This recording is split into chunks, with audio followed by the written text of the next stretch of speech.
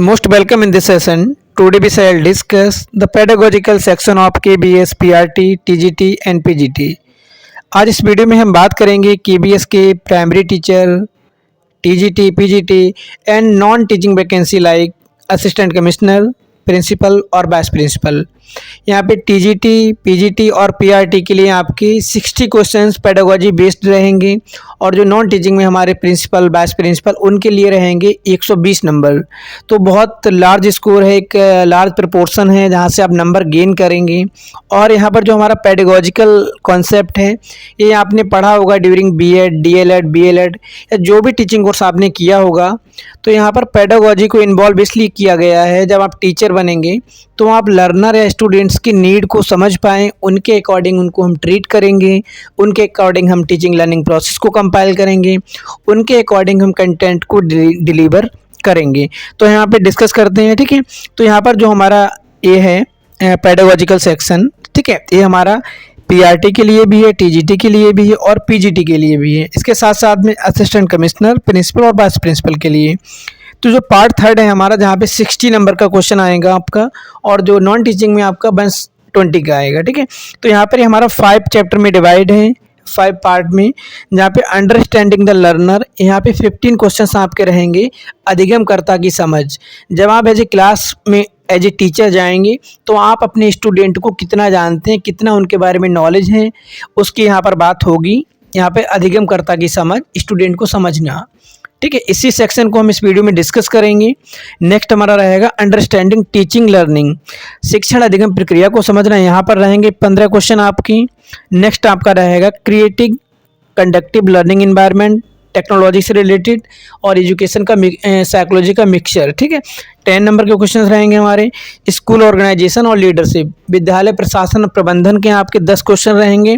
और नेक्स्ट जो आपका है पर्सपेक्टिव इन एजुकेशन, यहाँ पे आपका RTE, right to education, new education policy 2020, यहाँ पे NCF 2005, राष्ट्रीय पाठ्यचर्या रूपरेखा 2005 या जो भी करंट इवेंट्स हैं जो हमारे एजुकेशन से रिलेटेड लेटेस्ट पॉलिसी हैं और जो हमारे इम्प्लीमेंटेशन हुए हैं उनकी बात होगी। चलिए हम यहाँ पे डिस्कस करते हैं पार्ट 1 को, जिसको यहाँ पे K से डिनोट किया गया है, अंडरस्टैंडिंग द लर्नर, जिसको हम हिंदी में बोलेंगे अधिगमकर्ता की समझ। इस सेक्शन से आपको क्या क्या चाहिए, ठीक है।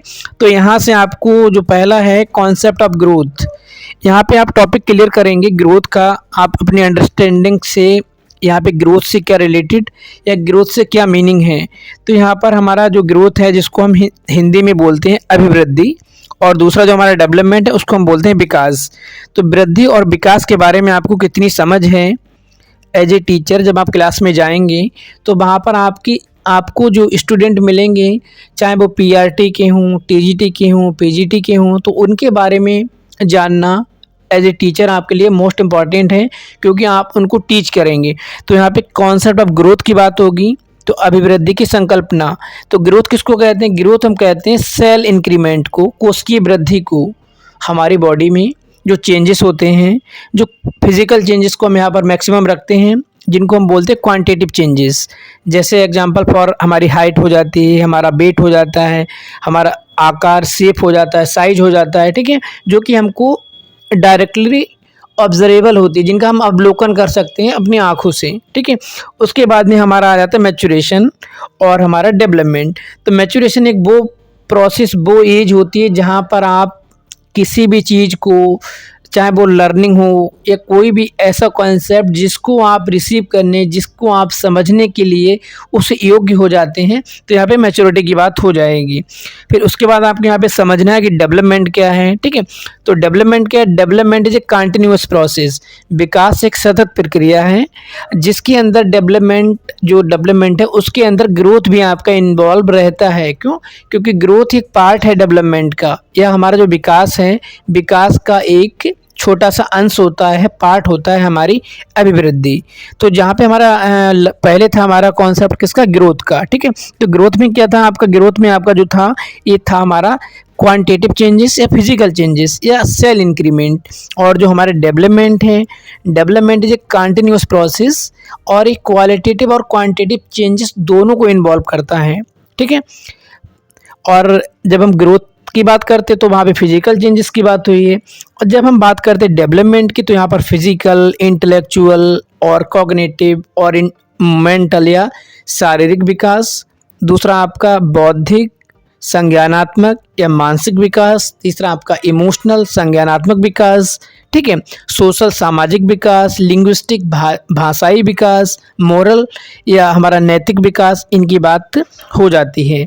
इसके बाद आपको बात करनी है यहाँ पर प्रिंसिपल्स ऑफ डेवलपमेंट, विकास के सिद्धांत, ठीक है। ये आपका सीटेट में भी आपको मिलेगा, आपको यूपीटेट में भी मिलेगा, केबीएसबी में भी मिलेगा, एनबीएस में भी मिलेगा, जितना भी आपका पेडागोजिकल सेक्शन है वहाँ पर आपको मिलेंगे।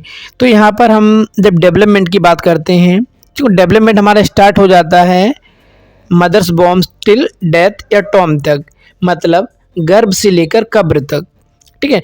जो हमारा मदर्स बॉर्न की पीरियड की हम बात करते हैं वो प्रीनेटल होता है, उसके बाद की जो होती हैं उनको हम पोस्टनेटल बोलते हैं, ठीक है। तो यहाँ पर हमको जो प्रिंसिपल्स हैं डेवलपमेंट के या विकास के सिद्धांत, हम उनकी बात करेंगे। For example development is a continuous process, यह हमारा है प्रिंसिपल ऑफ कंटिन्यूअस, सतत विकास का सिद्धांत। मतलब डेवलपमेंट हमारा एक ऐसा प्रोसेस है जो कंटिन्यू होता रहता है, जन्म के बाद मृत्यु तक किसी न किसी एरिया में, किसी न किसी डोमेन में हमारा डेवलपमेंट कंटिन्यू वे में चलता है। होता क्या है, कभी धीरे स्पीड हो जाती है, कभी स्पीड तेज हो जाती है, वो भी हमारी बेबीहुड स्टेज में और हमारे एडोलेसेंस में या किशोरावस्था में। उसके बाद में नॉर्मली चेंजेस आते हैं थोड़ा बहुत, लेकिन इतने ज़्यादा रैपिडली नहीं होते हैं। या फिर हम बात कर लेते हैं यहाँ पर किसकी, यहाँ पर हम बात कर लेते हैं सीक्वेंस की, प्रिंसिपल ऑफ सीक्वेंस, क्रम में हमारा डेवलपमेंट होता है। इनको हम आगे डिस्कस करेंगे पॉइंट टू पॉइंट, जब हम ग्रोथ के बारे में डिस्कस करेंगे, हम मैचुरेशन के बारे में डिस्कस करेंगे और हम डिस्कस करेंगे डेवलपमेंट के बारे में। यहाँ पर हम बेसिकली जान रहे हैं 15 क्वेश्चंस हैं वो कहाँ से आएंगे।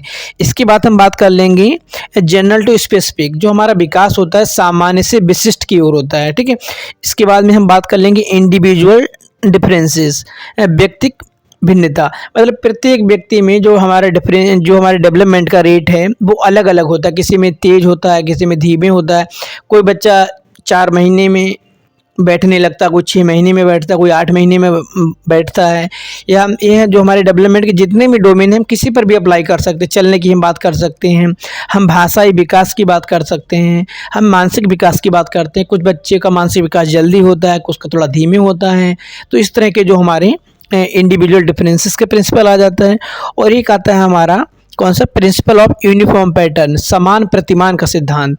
संसार में मनुष्य में ये संसार में, ठीक है, या हमारी पृथ्वी पर जितनी भी प्रजाति जिसमें मनुष्य, जानवर या कोई भी, हर किसी में विकास एक समान रूप से होता है। या मनुष्य को ही ले लें, यहाँ पर जो मनुष्य भारत में, उसका भी विकास जैसे इंग्लैंड वाले बच्चे का होगा वैसे ही यहाँ पर ही होगा। ऐसा नहीं कि इंग्लैंड में जाके उसके पहले पैर बढ़ जाएंगे और इंडिया वाले का पहले हाथ बढ़ जाएगा, वो एक सिस्टमेटिक पैटर्न है, उसके अकॉर्डिंग ही होगा। इसके बाद हमारा होता है कि सेट ऑफ डायरेक्शन या प्रिंसिपल ऑफ डायरेक्शन, ठीक है। इसमें क्या होता है, इसको बोलते हैं दिशा का सिद्धांत या विकास की दिशा का सिद्धांत। इसमें भी बताया गया है कि जो हमारा डेवलपमेंट है वो 2 टाइप का होता है, एक सेफ्लोकॉर्डल, एक मस्तोन्मुखी, मस्तिष्क से पैरों तक, और एक होता है हमारा प्रोक्सिमोडिस्टल, जिसको हम बोलते हैं निकट दूरस्थ का सिद्धांत। जो हमारा पहला है सेफ्लोकॉर्डल, सेफ्लोकॉर्डल में क्या होता है कि हमारा जो डेवलपमेंट है वो सर से स्टार्ट होता है, मस्तिष्क से और पैरों तक जाता है, ठीक है, वर्टिकल। और जो हमारा प्रोक्सिमोडिस्टल है, निकट दूरस्थ वाला, इसमें सबसे पहले हमारे स्पाइनल कॉर्ड का जो एरिया होता है, रीढ़ की हड्डी, ठीक है, उसका डेवलपमेंट उसके बाद में इस सेंटर से चारों तरफ फैलता है। इसी में हमारा एक और हो जाता है कौन सा, प्रिंसिपल ऑफ इंटरेक्शन हेरिडिटी, अंतःक्रिया किसकी, इन्वायरमेंट का और हेरिडिटी या वंशानुक्रम का, वंशानुक्रम और वातावरण की अंतःक्रिया, ठीक है। तो ये हमारे हो जाते हैं यहाँ पे डेवलपमेंट, ठीक है। इसके बाद में हम बात कर लेते हैं, इसी में है हमारा डेवलपमेंटल टास्क कि डेवलपमेंटल टास्क क्या है। तो डेवलपमेंटल टास्क की यही बात होती है कि जो हमारी स्टेजेस हैं, infancy, early childhood, letter childhood या एडोलेसेंस, या हम जिसको बोलते हैं शैशवावस्था, प्रारंभिक बाल्यावस्था, उत्तर बाल्यावस्था और किशोरावस्था। तो प्रत्येक एज में किस तरह के हमको टास्क दिए, मतलब टास्क हमारे रहते हैं जिनको हमको पार पाना होता है और क्या क्या चुनौतियां हमारे पास आती हैं। फॉर एग्जांपल, जब आप टीचर बनेंगे पीआरटी की, तो आपके सामने जो बच्चे रहेंगे बेबीहुड स्टेज और अर्ली और हमें लेटर चाइल्डहुड के। तो यहाँ के डेवलपमेंट प्रोसीजर कॉम्प्लेक्सिटी हम सब जानना ज़रूरी है। जब हम टीजीटी के टीचर बनेंगे तो बच्चों का जो एडोलेसेंस वाला डेवलपमेंट होगा, उनके जो एस्पेक्ट होंगे हम उनकी बात करेंगे। तो इस तरह से बहुत इम्पॉर्टेंट पार्ट है टीचर को समझने के लिए। इसके बाद में हमारा है डोमेन्स ऑफ डेवलपमेंट। यहाँ पे हम डोमेन्स ऑफ डेवलपमेंट की बात करेंगे। फिजिकल में क्या आ जाएगा, फिजिकल में आपका बताया गया है हाइट है, वेट है, शेप है, साइज है, ठीक है। और जब हम कॉग्निटिव की बात करेंगे तो यहाँ पर हम मेंटल इंटेलेक्चुअल की हम बात करेंगे, मानसिक विकास या संज्ञानात्मक विकास, ठीक है। संज्ञानात्मक विकास में भी यहाँ पर हम बात कर लेंगे कॉग्निटिव थ्योरीज की, जीन पियाजे, ब्रूनर की, ठीक है। इस तरह से अगला हमारा आ जाता है सोशियो इमोशनल, सामाजिक और हमारा संवेगात्मक विकास, ठीक है। नैतिक विकास की हम यहाँ पे बात कर लेंगे, जो हमारा मोरल डेवलपमेंट होता है। यहाँ पर बहुत से हमारे हो जाएंगे, for example Erikson psycho social stage, मनोसामाजिक विकास का सिद्धांत, फ्राइड का साइको सेक्सुअल सिद्धांत, ठीक है, या पियाजे का संज्ञानात्मक सिद्धांत, कोहलबर्ग का मोरल डेवलपमेंट की थ्योरी, और हमारे इसी तरह से ये चीज़ें चलेंगी। तो यहाँ पर हम डोमेन्स जो होते हैं हमारे विकास के कौन कौन से पक्ष हैं उनकी हम बात कर लेंगे। इसके बाद में डेविएशन इन डेवलपमेंट के डेविएशंस क्या होते हैं। तो कोई डेविएशंस की मतलब ये है यहाँ पर हर बच्चे में, फॉर एग्जांपल क्लास में इंडिविजुअल डिफरेंसेस होते हैं, हर बच्चा व्यक्तिगत रूप से भिन्न होता है, तो वो उसी को हम डेविएशन बोलते हैं। किसी बच्चे में जो डेवलपमेंट है बहुत एक्यूरेट वे में होता है, किसी में स्लो वे में होता है, किसी में रैपिडली होता है, और हर बच्चे के विकास में कुछ ना कुछ भिन्नताएं होती हैं, ठीक है। और इनका यूज़ क्या है क्लासरूम में, ठीक है, वो चीज़ें आ जाएंगी। इसके बाद में हम बात कर लेंगे यहाँ पर अंडरस्टैंडिंग एडोलेसेंस, किशोरावस्था की समझ।